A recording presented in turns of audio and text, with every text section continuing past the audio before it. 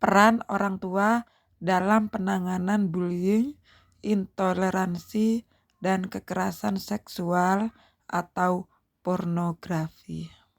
Materi pengasuhan positif. Yang pertama, pengasuhan positif. Yang kedua, tauladan dalam perilaku yang mencegah bullying, verbal, fisik, sosial, medsos. 3. Kewaspadaan dalam pencegahan kekerasan seksual dan pornografi. 4. Penguatan pemahaman agama dan sikap toleransi.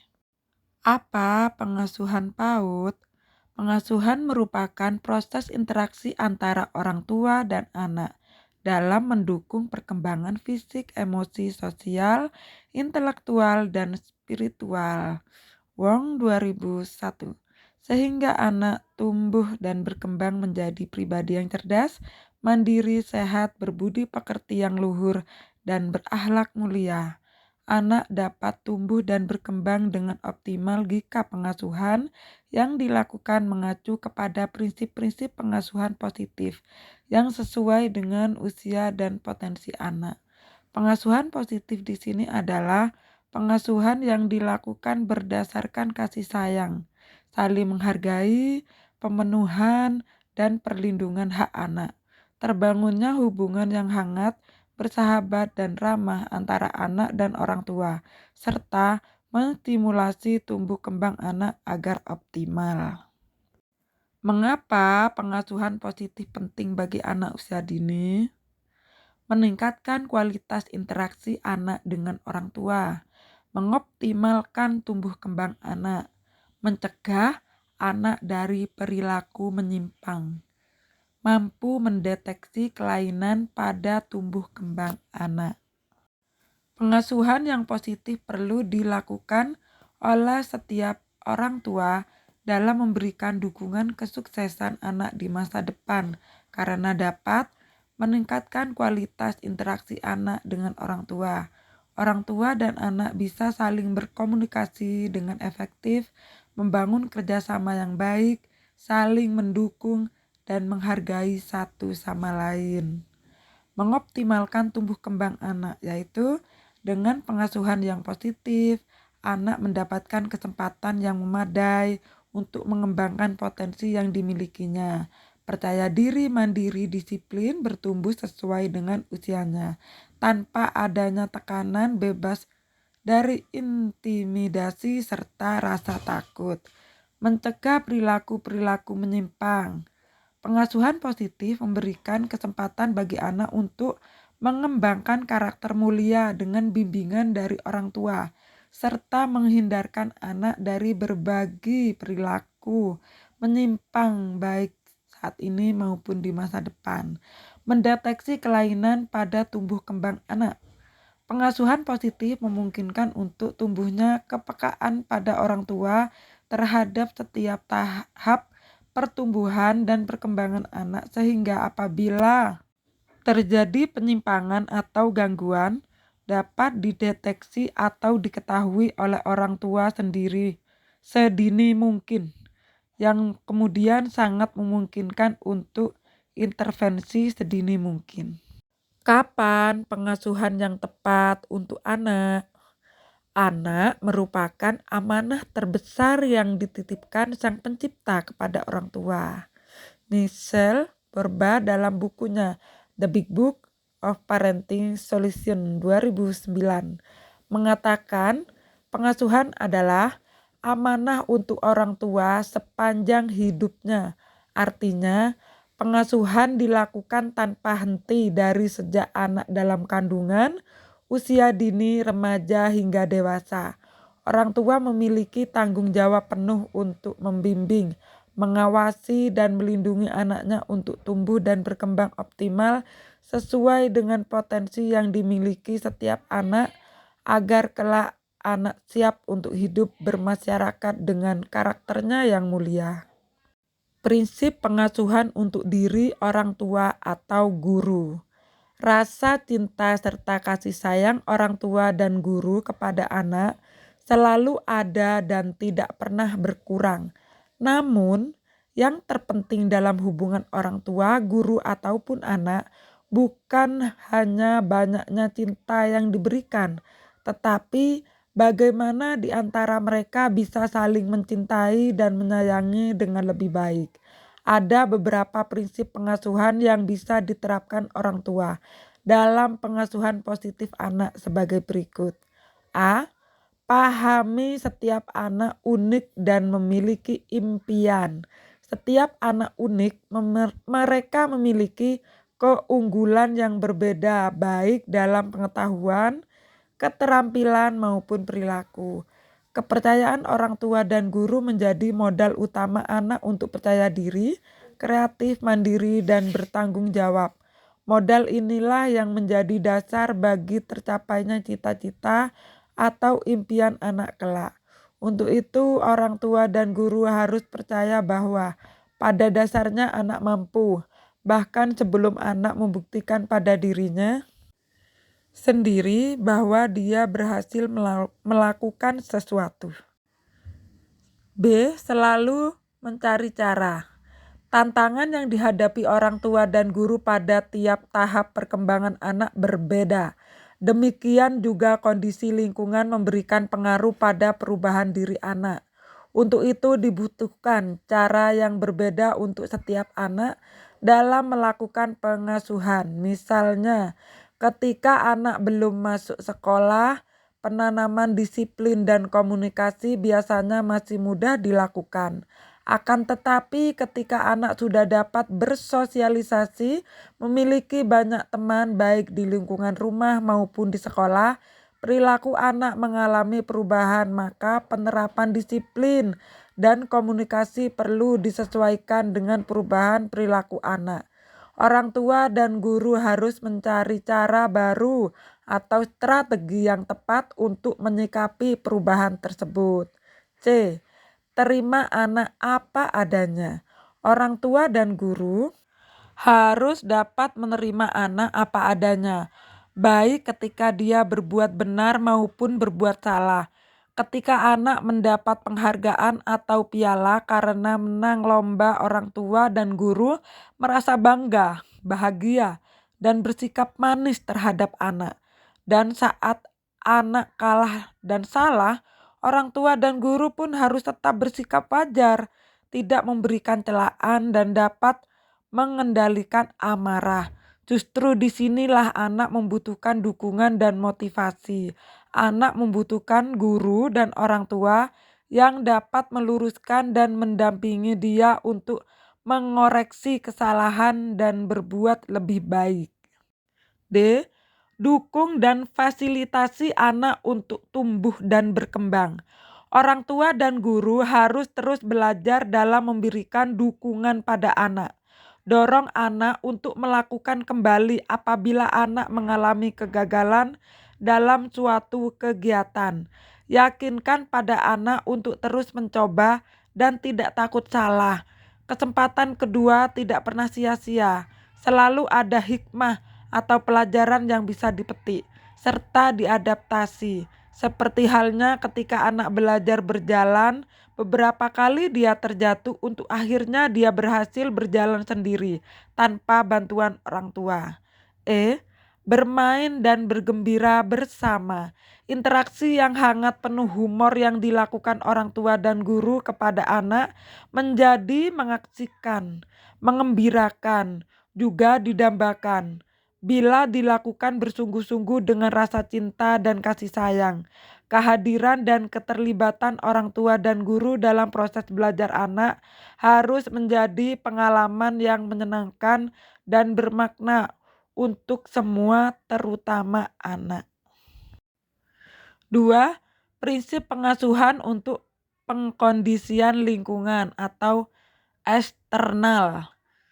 Lingkungan yang aman.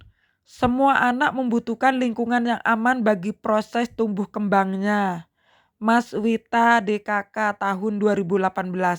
Untuk itu, orang tua dan guru harus memastikan lingkungan fisik anak bebas dari benda tajam dan berbahaya, berada dalam jarak yang dapat dilihat dan diawasi. Keamanan juga harus terjadi di lingkungan non-fisik anak. Hal ini dapat dilakukan dengan menjaga lingkungan belajar anak bebas dari kekerasan verbal, emosi, dan seksual. Selanjutnya adalah lingkungan yang nyaman, ramah, dan menyenangkan. Lingkungan yang nyaman dan ramah tercipta ketika guru atau orang tua ada ketika anak membutuhkan bantuan, dukungan, atau perhatian. Saat guru atau orang tua memberikan perhatian dan pujian bagi perilaku baik anak akan terasa bermakna, maka anak akan melakukan lagi. Dengan demikian, perkembangan anak dapat tumbuh optimal. Lingkungan yang melibatkan engaging. Setiap anak harus dilibatkan dalam pengasuhan. Hal ini dapat dilakukan dengan meminta pendapat, ide atau gagasan dan cerita anak dalam banyak kesempatan. Sander and Wright 2001 mengatakan pengasuhan yang melibatkan juga dapat dilakukan dengan menciptakan kesempatan yang menantang bagi anak untuk eksplorasi, menemukan dan mengembangkan gagasan dan keterampilan. Tentunya kesempatan yang menantang tersebut disesuaikan dengan usia dan tahap perkembangan anak, serta tetap memperhatikan keamanan dan kenyamanan anak. Pola asuh orang tua terbagi ke dalam 3 jenis, yaitu autoritatif, authoritarian, dan permisif. Pola asuh permisif. Pola asuh permisif dapat diartikan sebagai pola yang membebaskan anak untuk melakukan apa yang ingin dilakukan tanpa mempertanyakan. Pola asuh ini tidak menggunakan aturan yang ketat. Bahkan bimbingan pun kurang diberikan sehingga tidak ada pengendalian atau pengontrolan serta tuntutan kepada anak.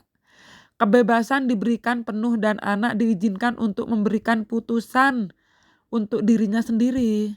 Anak berperilaku sesuai dengan keinginannya tanpa adanya kontrol dari orang tua. Pola asuh otoriter. Pola asuh otoriter yaitu ketika orang tua menerapkan aturan dan batasan yang mutlak harus ditaati tanpa memberi kesempatan pada anak untuk berpendapat. Jika anak tidak mematuhi dan diancam dan dihukum, pola asuh otoriter ini dapat menimbulkan hilangnya kebebasan pada anak, kurangnya inisiatif dan aktivitasnya sehingga anak menjadi tidak percaya diri pada kemampuannya. Pola asuh demokratis. Pola asuh demokratis yaitu menanamkan disiplin kepada anak dan menghargai kebebasan yang tidak mutlak. Dengan bimbingan yang penuh pengertian antara anak dan orang tua, memberi penjelasan secara rasional dan objektif jika keinginan dan pendapat anak tidak sesuai. Dalam pola asuh ini, tumbuh rasa tanggung jawab pada anak, dan pada akhirnya anak mampu bertindak sesuai dengan norma yang ada. Strategi pengasuhan positif yang dapat diterapkan oleh orang tua selama masa anak belajar dari rumah antara lain: 1. Ciptakan suasana rumah yang aman, nyaman, dan menyenangkan. 2. Ciptakan suasana positif yang mendukung proses belajar. 3. Lakukan proses belajar di rumah dengan disiplin positif. 4. Berikan ekspresi yang realistis pada saat anak belajar. 5. Orang tua tetap tenang dan rileks. 6. Orang tua menyiapkan berbagai kegiatan selain yang sudah disiapkan oleh guru.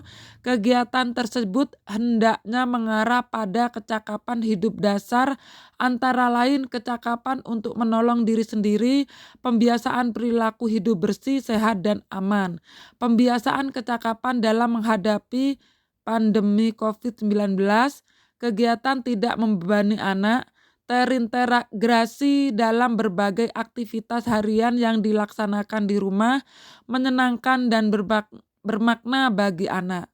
7. Libatkan anak dalam berbagai aktivitas di rumah. Misalnya, membereskan tempat tidur, menata alat dan bahan main, memilih menu makanan, memasak di dapur, mencuci buah-buahan, dan berbagai aktivitas lainnya sesuai aktivitas tersebut dengan usia dan tahap perkembangan anak. 8. Mengajak bermain dengan permainan yang edukatif sesuai dengan alat dan bahan main yang tersedia di rumah. 9. Orang tua dapat membacakan buku, mengajak anak membaca bersama-sama atau bercerita. Hal yang perlu dipahami orang tua dalam penerapan pengasuhan positif: memahami tahap perkembangan anak, memahami komunikasi positif, memahami disiplin positif, memahami tahap perkembangan anak. Masa anak usia dini merupakan masa perkembangan yang sangat pesat dan fundamental bagi kehidupan selanjutnya. Anak memiliki dunia dan karakteristik tersendiri yang jauh berbeda dari dunia dan karakteristik orang dewasa.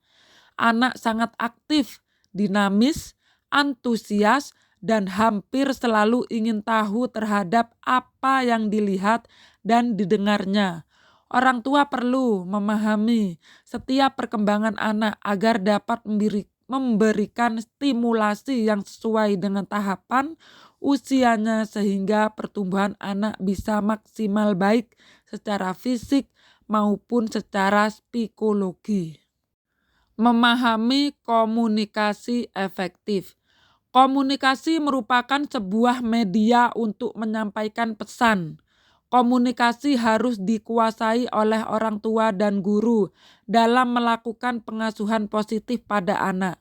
Melalui komunikasi verbal dan komunikasi nonverbal, orang tua dan guru dapat mengetahui maksud yang akan disampaikan oleh anak. Komunikasi berlangsung efektif ketika orang tua atau guru memberikan arahan kepada anak dan anak menyampaikan gagasannya dalam suasana yang nyaman dan saling memahami. Berikut ini adalah tabel contoh komunikasi yang efektif dan tidak efektif. Komunikasi efektif, refleksi pengalaman. Ibu jangan pernah mecahin gelas. Kaget banget, akhirnya ibu selalu berhati-hati kalau membawanya. Komunikasi tidak efektif, nasihat. Makanya jangan sambil main-main, berhayal. Komunikasi efektifnya menyatakan observasi. Ibu lihat, makanan kamu masih agak banyak.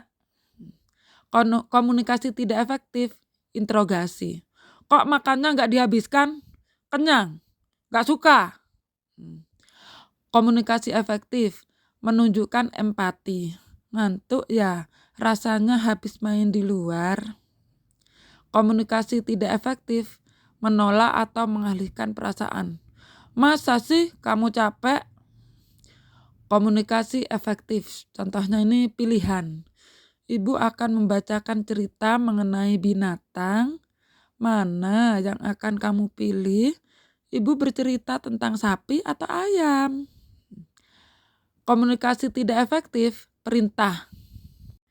Tenang, ibu akan membacakan buku tentang sapi. Memahami disiplin positif. Disiplin positif merupakan suatu cara penerapan disiplin tanpa kekerasan, ancaman, dan hukuman yang dalam praktiknya melibatkan komunikasi tentang perilaku yang efektif antara orang tua dan anak. Dalam penerapan disiplin positif, anak diajarkan untuk memahami konsekuensi dari perilaku mereka. Selain itu, disiplin positif juga mengajarkan anak tanggung jawab serta rasa hormat dalam berinteraksi dengan lingkungannya. Disiplin positif membuat anak mengerti bahwa ketika ia merapikan kamar tidurnya, ia akan merasa nyaman, bukan karena akan dihukum oleh mama jika tidak melakukannya, atau karena ingin mendapatkan pujian atau hadiah. Berikut ini adalah gambar tauladan dalam mencegah bullying verbal, fisik, sosial media. Kenalan yuk, apa saja bullying itu? Yang pertama bullying verbal, yang kedua bullying fisik, Dan yang ketiga, bullying sosial media. Apa dampak bullying bagi korban? Kenali dampak bullying, bentuk penindasan yang masih menjamur di sekitar kita. Dampak bullying pada korban. Dampak bullying pada pelaku. Sesuai dengan gambar dan diagram di sini. Bagaimana mencegahnya? Upaya pencegahan oleh keluarga. Kewaspadaan dalam pencegahan kekerasan seksual dan pornografi. Ada banyak sekali bentuk-bentuk kekerasan seksual. Angka pornografi anak Indonesia peringkat 4 dunia. Contoh-contoh kekerasan seksual pada anak. Penguatan pemahaman agama dan sikap intoleransi. Menolak intoleransi di Indonesia. Terima kasih. Selamat belajar.